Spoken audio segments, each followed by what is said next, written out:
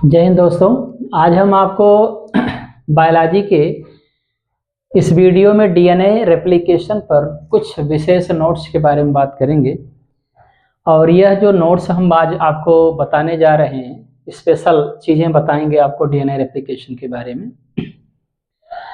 यह replication, DNA replication एक experiment है मेसेल्सन और स्टाहल का एक एक्सपेरिमेंट है, प्रयोग है। उनके प्रयोग में ये आज का वीडियो काफ़ी सहयोग करेगा, तो आज हमने सोचा कि इसको बता दें। इसके बाद मेसेल्सन और स्टाहल के एक्सपेरिमेंट के बारे में इसके बाद में बात करेंगे। तो चलिए, थोड़ा सा मैंने आपको डीएनए रेप्लिकेशन में क्या बताया था। डीएनए रेप्लिकेशन मैंने बताया था कि एक डीएनए से हम लोगों के अंदर जो डबल स्टैंडर्ड डीएनए पाया जाता है, उस डबल स्टैंडर्ड डीएनए से किस प्रकार से डबल स्टैंडर्ड डीएनए दो बनेंगे, एक डबल स्टैंडर्ड डीएनए से दो डबल स्टैंडर्ड डीएनए किस प्रकार से बनेंगे। जैसा कि आप जानते हैं कि ये डीएनए के दो स्टैंड, हम लोगों के अंदर डीएनए हमेशा डबल स्टैंडर्ड होता है और आरएनए हमेशा सिंगल स्टैंडर्ड होता है। ये बात आपको पता होनी चाहिए। जो उच्च प्राणी हैं, चाहे प्लांट हो चाहे एनिमल हो, उनके न्यूक्लियस में डीएनए हमेशा डबल स्टैंडर्ड होता है और आरएनए हमेशा सिंगल स्टैंडर्ड होता है। आरएनए कोई भी हो, आरएनए स्पेशली तीन प्रकार के होते हैं: राइबोसोमल आरएनए, मैसेंजर आरएनए और ट्रांसफर आरएनए। ये तीनों सिंगल स्टैंडर्ड ही हम लोगों के न्यूक्लियस के अंदर पाए जाते हैं। सिंगल स्टैंडर्ड मतलब एकल रज्जु की। लेकिन डीएनए हमेशा डबल स्टैंडर्ड होता है। तो चलिए देख लीजिए डीएनए डबल स्टैंडर्ड। ये मैंने आपको पिछले वीडियो में बताया था। ये मैं हाइड्रोजन बॉन्ड बना रहा हूं। अब आपको पता है कि दो स्टैंड के बीच यहाँ पर न्यूक्लियोटाइड होते हैं, न्यूक्लियोटाइड दोनों स्टैंड के न्यूक्लियोटाइड आपस में हाइड्रोजन बॉन्ड के द्वारा जुड़े होते हैं।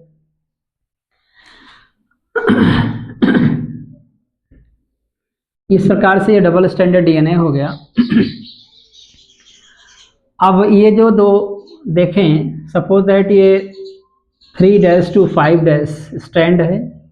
ये आप देख रहे हैं, ये 3' to 5' स्टैंड है। स्टैंड में धागा होता है। और ये 5' to 3' स्टैंड होता है। आपको पता होना चाहिए कि दोनों स्टैंड एक दूसरे के कॉम्प्लीमेंट्री होते हैं, मतलब एक दूसरे के साथ बॉन्ड बनाते हैं। ये दोनों स्टैंड एक दूसरे से जुड़े हुए हैं हाइड्रोजन बॉन्ड के माध्यम से। तो एक्चुअली क्या होता है कि इनमें कुछ विशेष प्रकार के जो एंजाइम होते हैं, ये स्टैंड को खोलते हैं। कोई स्टैंड कट करता है, कोई हाइड्रोजन बॉन्ड को तोड़ता है। इनके बारे में मैंने आपको बताया था। जैसे मैं बात करूं, एक बार पुनः बात कर लेते हैं। आपका टोपो आइसोमरेज थोड़ा सा आपको दिखाई देते हैं। ये आपका एंजाइम है। और एक होता है हेलिकेज, तीसरा होता है आरएनए प्राइमेज,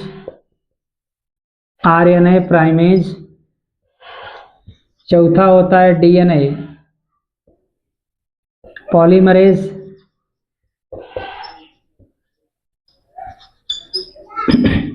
पांचवा होता है हेलिकेज।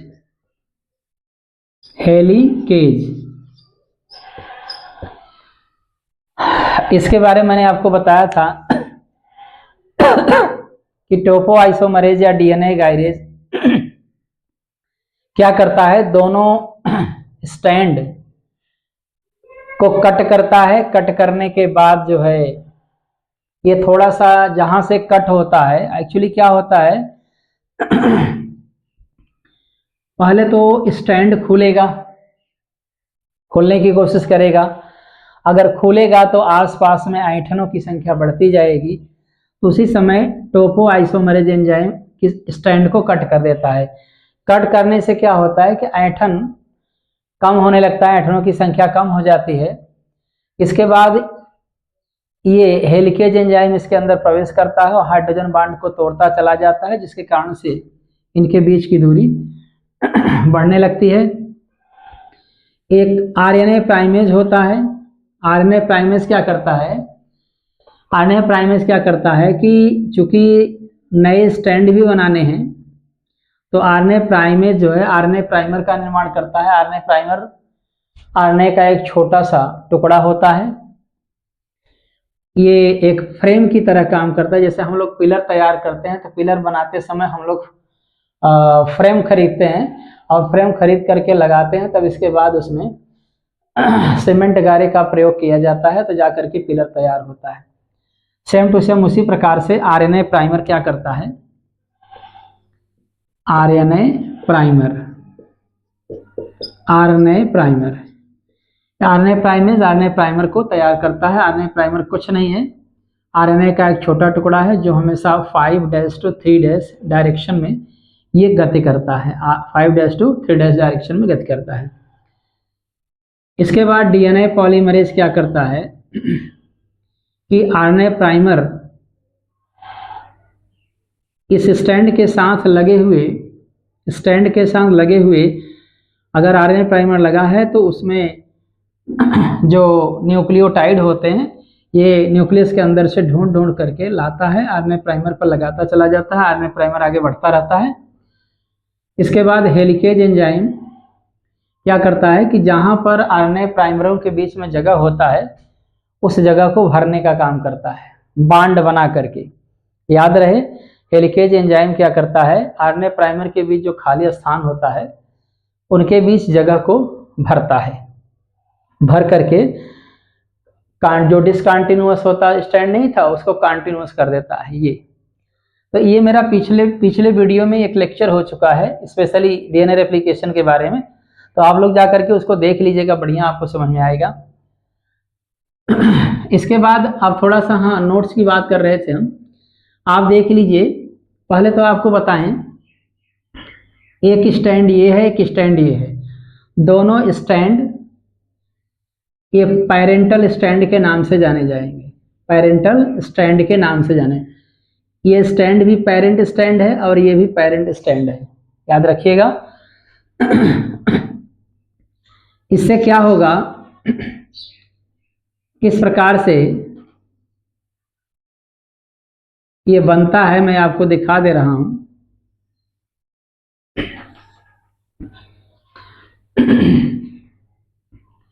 सपोज दैट ये 3' to 5' है, 3' to 5' है। तो आपको पता है कि आरएनए प्राइमर यहाँ से जुड़ता हुआ आगे की तरफ बढ़ेगा, तो कुल मिला करके, और ये आपका 5' to 3' स्टैंड है। इसमें आपको पता है कि आरएनए प्राइमर इधर से ही लगेगा, इसमें आरएनए प्राइमर जो है इधर से लगेगा। अगर ये खुलता हुआ इधर जा रहा है तो इसमें लगातार, अगर खुलता हुआ स्टैंड इधर जाएगा, इधर खुलेगा, या इधर से खुल रहा हो, आप चाहे इधर से मान सकते हैं, लेकिन आरएनए प्राइमर जो है हमेशा इधर से लगेगा। तो आरएनए प्राइमर क्या होता है कि इस प्रकार से लग करके एक नया स्टैंड बनाता है। यहाँ भी इस प्रकार से एक कंप्लीट स्टैंड बन जाता है और इनके बीच जो है हाइड्रोजन बॉन्ड पुनः प्रेजेंट हो जाते हैं।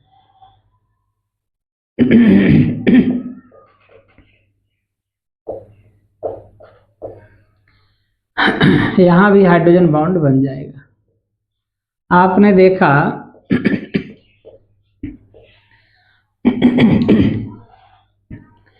ये आपका 3' to 5' था, 3' to 5' था, और ये आपका 5' to 3' है स्टैंड।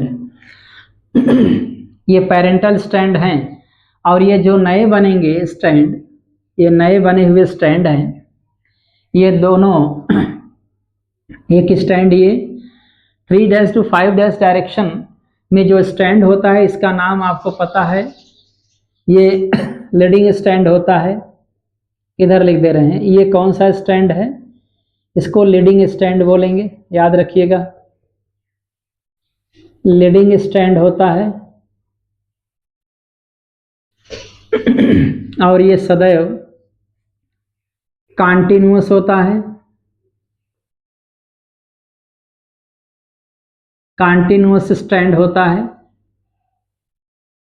आपको पता होना चाहिए, ये 5 डैश है और ये क्या होगा 3 डैश, और ये 3 डैश होगा और ये क्या होगा 5 डैश। इसको मैं दिखा दे रहा हूँ, रेड पेन से दिखा दे रहे हैं, आपको ज़्यादा समझ में आएगा। 5 डैश टू 3 डैश और ये 3 डैश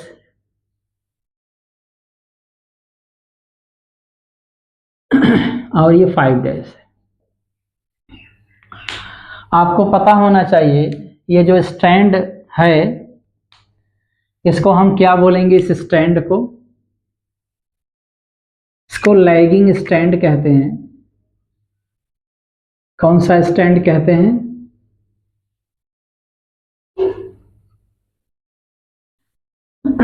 लैगिंग स्टैंड। ये हमेशा डिसकंटिन्यूअस होता है।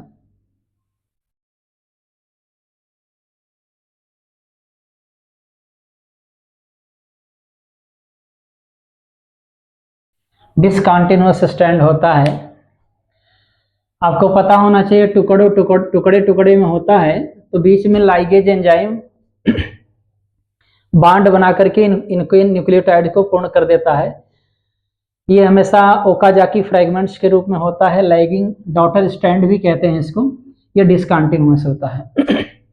आपने देखा कि एक डीएनए डबल स्टैंडर्ड डीएनए यहां बन गया, एक डबल स्टैंडर्ड डीएनए यहां बना हुआ है। इसमें आप देखेंगे पेरेंटल स्टैंड कौन था, ये जो था इसको पेरेंटल स्टैंड कहते हैं, और ये भी आपका पेरेंटल स्टैंड है। मैं यहां लिख दे रहा हूं, ये भी पेरेंटल स्टैंड है, पेरेंटल स्टैंड, पेरेंटल स्ट्रैंड।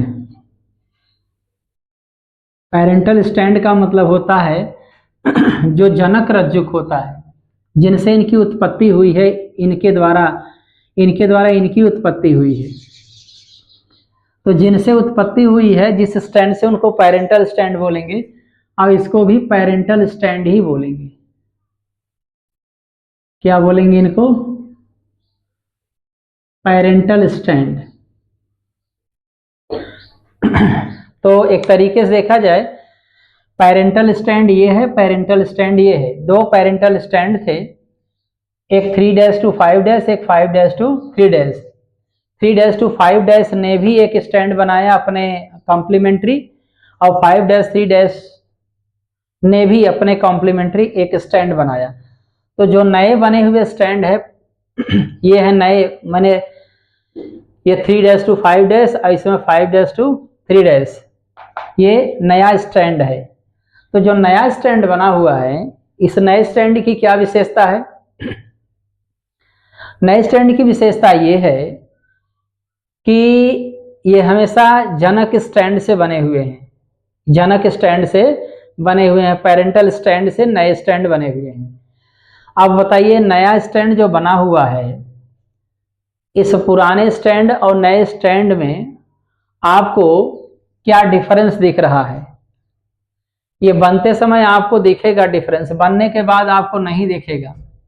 लेकिन आप हमेशा याद रखिएगा, आपको पता कैसे चलेगा, तो जो स्टैंड होता है हमेशा 3 to 5 वाला स्टैंड ही हमेशा 3 to 5 स्टैंड वाला जो स्टैंड होता है हमेशा कंटिन्यूअस स्टैंड बनाता है। ये हमेशा, मान लीजिए 3 to 5 है, अपने पैरेलल अगर बनाएगा इसको, तो ये बनाएगा, बनाने का तरीका 5 to 3 ये अपने समांतर ही स्टैंड बनाएगा, लेकिन 3 to 5 3 into 5 into ये है, तो अगला जब बनेगा यहाँ से 5 into 3 into बनेगा, ये दोनों एक दूसरे के समांतर होंगे। इस प्रकार से जब ये बनता जाएगा तो इनके बीच हाइड्रोजन बॉन्ड प्रेजेंट होता चला जाएगा। इसके बाद ये एक दूसरे पर कॉइलिंग करते हुए आगे की तरफ बढ़ेंगे। इसके बाद आप देखें ये 5 to 3 डायरेक्शन में ये कंटिन्यूअस होता है, इसको याद रखें आप, ये कंटिन्यूअस होता है। और जो आपका 5 to 3 है स्टैंड, ये 5 to 3 स्टैंड है। इसमें किधर से नया स्टैंड बनेगा, तो नया स्टैंड इसमें इधर से बनेगा। मैं यहां तीर लगा दे रहा हूं, ये बिल्कुल अपने जैसा बनाता हुआ आगे की तरफ, दोनों एक ही दिशा में चलेंगे। दोनों क्या, ये तो पहले से ही बना हुआ है, ये केवल बनाएगा अपनी तरफ बस। और ये मान लीजिए ये स्टैंड 5 to 3 है, तो ये वाला जो अब बनाएगा किधर से बनाएगा, ये वाला स्टैंड ये हमेशा 5 to 3 डायरेक्शन बनाएगा, याद रखिएगा, ये इधर बनाएगा, ये आपका हो गया 3 अच्छा, इसके अब बीच में हाइड्रोजन बॉन्ड प्रेजेंट हो जाएंगे, इसको आपको याद रखना है।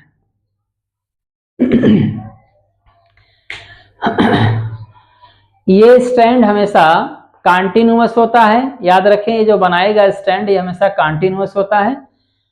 3 to 5 वाला ये इसी तरफ बनाएगा, ये तो पहले से ही बना हुआ है, तो ये इसको बनाता हुआ प्राइमर लगा के ऐसे बनाता हुआ आगे की तरफ बढ़ेगा।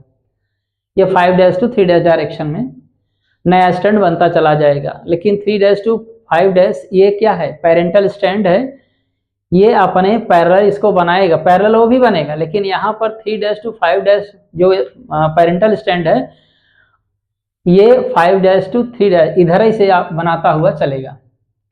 और ये एक स्टैंड इसमें से निकाला मैंने 5 to 3 वाला, ये 5 to 3 है।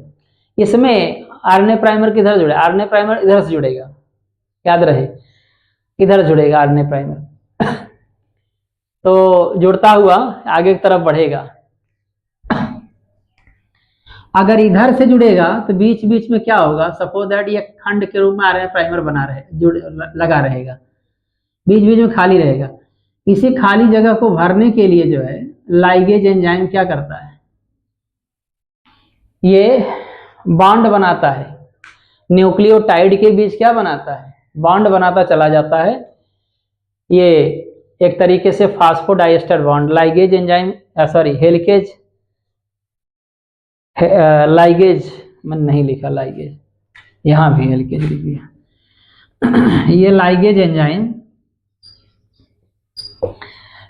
एंजाइम क्या करता है कि ये बीच बीच में खाली स्थानों को फास्फोडाइएस्टर बॉन्ड बना करके न्यूक्लियोटाइड को पूर्ण कर देता है, जिसके कारण से जो है ये 5 to 3 डायरेक्शन में अगली चेन बनकर तैयार हो जाती है। अब मामला ये है कि इन दोनों स्टैंड में से एक स्टैंड इधर से बनाएगा, इधर से बनाता हुआ जा रहा है, और इसमें 5 to 3 डायरेक्शन में इधर से बनाता हुआ जाएगा, बनाए। अगर इधर ऐसे जोड़ता हुआ ऐसे जोड़ते हुए चले जाएंगे, बीच बीच में खाली जगह रहेंगे, लेकिन बनने की प्रक्रिया सदैव इधर ही से रहेगी, याद रखिएगा। हमेशा आरएनए प्राइमर 5 to 3 डायरेक्शन में न्यूक्लियोटाइड को जोड़ता है, याद रखेंगे आप, लगता है कह सकते हैं, स्टैंड के साथ इसी डायरेक्शन में लगता है। आपको याद रहना चाहिए 3 डायरेक्शन में अगले का 5 और 5 की डायरेक्शन में अगले का 3 होना चाहिए। यहाँ भी वही हाल है, 5 की दिशा में 3 और 3 दिशा में 5। ये इंड है, धागे के क्या है, इंड है। तो आपने देखा कि किस प्रकार से 2 डबल स्टैंडर्ड डीएनए बन गए। इन डबल स्टैंडर्ड डीएनए में मैंने कहा कि एक प्रयोग आपको पढ़ाएंगे, मेसेल्सन और स्टाहल का एक्सपेरिमेंट प्रयोग पढ़ाएंगे। मेसेल्सन और स्टाहल के प्रयोग में आप देखेंगे कि इस स्टैंड से जो ये स्टैंड बनेगा, इस स्टैंड से जो स्टैंड बनेगा इनमें क्या डिफरेंस होगा। आप बताइए कि ये स्टैंड जो बन जाएगा तो अब क्या है कि इसके पैरेलल बन गया, इसके पैरेलल बना कि नहीं बना ये वाला स्टैंड, इसके पैरेलल भी ये बन गया स्टैंड, दो स्टैंड बन गए, दो नए नए स्टैंड बने, न्यू स्टैंड बने, ये भी न्यू स्टैंड बन गया, ये भी न्यू स्टैंड बन गया, यहाँ पर ये लीडिंग स्टैंड और लैगिंग स्टैंड बन गए, ये न्यू स्टैंड बने हैं। इनमें जो न्यूक्लियोटाइड्स होते हैं पैरेंटल स्टैंड के अपोजिट होते हैं। सपोज इसमें मान लीजिए एडेनिन है, ये मान लीजिए गुआनिन है, और ये मान लीजिए एडेनिन है, ऐसे मान लीजिए थायमिन है, इस तरीके से स्टैंड है। गुआनिन के सामने क्या आएगा, साइटोसिन आएगा, इनके बीच ट्रिपल हाइड्रोजन बॉन्ड बनेगा, ये मैंने बना दिया। एडेनिन के साथ कौन लगेगा, थायमिन लगेगा, इनके बीच डबल हाइड्रोजन बॉन्ड रहेगा। इस थायमिन है तो यहाँ पर एडेनिन हो जाएगा, तो इनके बीच डबल हाइड्रोजन बॉन्ड होगा। इस तरीके से ये बनता चला जाता है। तो करेंगे क्या आप, एक पैरेंटल स्टैंड है और एक जो है न्यू स्टैंड है, यहाँ भी एक पैरेंटल स्टैंड है, एक न्यू स्टैंड है। पैरेंटल स्टैंड और न्यू स्टैंड दोनों एक दूसरे के कॉम्प्लीमेंट्री हो जाते हैं, जिसके कारण से एक नया डबल स्टैंडर्ड डीएनए बन जाता है। तो इनमें आप देख रहे होंगे कि एक स्टैंड इधर चला गया, एक स्टैंड इधर चला गया। पैरेंटल स्टैंड जो मूल स्टैंड था, एक उधर एक इधर चला गया, एक इधर नया बन गया, एक उधर नया बना दिया उसने। तो आप देख रहे होंगे तो एक स्टैंड पैरेंटल है, एक नया है, दोनों में क्या है, दोनों में क्या डिफरेंस है आप बताइए। दोनों में डिफरेंस ये है कि एक आपका पैरेंटल स्टैंड है और एक न्यू स्टैंड है। आप ध्यान देंगे, मैं यहां लिख दे रहा हूं, पैरेंटल स्टैंड और एक क्या है, न्यू स्टैंड है, एक न्यू स्टैंड है। पैरेंटल स्टैंड और न्यू स्टैंड, ध्यान देंगे आप, यहां मैं लिख दे रहा हूं पैरेंटल स्टैंड और न्यू स्टैंड। तो डबल स्टैंडर्ड डीएनए में क्या है, आधा जनक का स्टैंड है और आधा किसका है, नया स्टैंड है, आधा जनक का। जैसे किसी न्यूक्लियस के अंदर अगर ये स्टैंड बन रहा होगा, ये डबल स्टैंडर्ड डीएनए बना है, तो आप देखेंगे कि आधा जो है मतलब मात्र लक्षण है और आधे जो है नए लक्षण आ गए हैं। एक स्टैंड मूल है तो उसको बोलेंगे पैरेंटल स्टैंड, और जो नया बन गया स्टैंड उसको न्यू स्टैंड बोलेंगे। तो नया स्टैंड आधा है, दो ही स्टैंड है, दो में एक मूल है, एक पैरेंटल स्टैंड है, तो एक क्या है, नया स्टैंड है।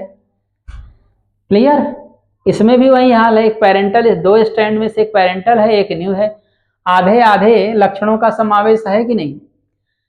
जब एक स्टैंड जो है मूल स्टैंड है आपका, पैरेंटल स्टैंड है, और एक नया बना स्टैंड है, तो क्या कह सकते हैं आप, इसका जिसमें से खुला था धागा, खुलने के बाद एक स्टैंड आपका पैरेंटल बना, एक पैरेंटल इधर हो गया, एक उसने बनाया एक इसने बनाया।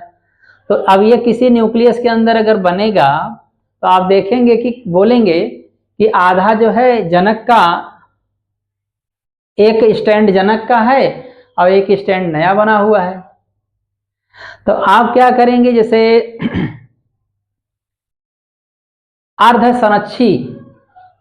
अर्ध संरक्षी का मतलब ये है, जैसे मेसेल्सन और स्टाहल ने जब रेप्लिकेशन और डुप्लीकेशन की प्रक्रिया में आधा स्टैंड एक तरफ, आधा स्टैंड एक तरफ चला जाएगा, एक एक स्टैंड मतलब चले जाएंगे, तो उसमें बताया कि भाई जो नया स्टैंड बनेगा उसमें आधा जो है नया स्टैंड, एक स्टैंड जो बनेगा पुराना होगा, एक नया होगा। तो 50-50% का मैटर है कि नहीं, आप बताइए। इसमें एक नया स्टैंड बन गया और एक मूल स्टैंड था, तो 50% पुराना है, 50% नया है। यहाँ भी 2 स्टैंड है, एक नया एक पुराना, मतलब 50% नया और 50% पुराना स्टैंड बना हुआ है। तो इस तरीके से आपने देखा कि नए और पुराने स्टैंड में किस प्रकार से डबल स्टैंडर्ड डीएनए में बने हुए स्टैंड दिखाई दे रहे हैं। तो उम्मीद करते हैं दोस्तों ये वीडियो आपको पसंद आया होगा। अगले वीडियो में आपसे फिर मिलेंगे, तब तक के लिए धन्यवाद।